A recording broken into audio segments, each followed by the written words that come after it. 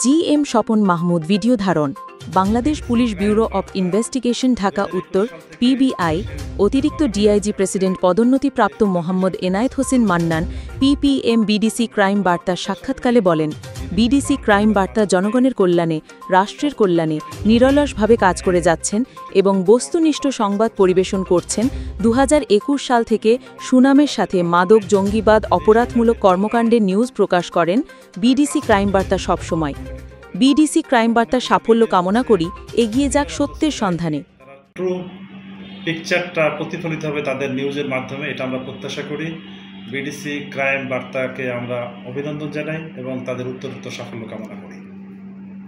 14 মে বুধবার 3টার সময় ঢাকা উত্তর পিবিআই অতিরিক্ত ডিআইজি এনায়েত হোসেন মান্নান সাহেবের কার্যালয়, বিডিসি ক্রাইম বার্তা ও মহাসচিব, বাংলাদেশ অনলাইন সাংবাদিক কল্যাণ ইউনিয়ন বস্কো কেন্দ্রীয় কমিটি, সিনিয়র ক্রাইম রিপোর্টার ও দৈনিক প্রতিদিনের কাগজ জনাব মোহাম্মদ ফয়সাল হাওলাদার সৌজন্য বিনিময়ে ফুলের শুভেচ্ছা জানান।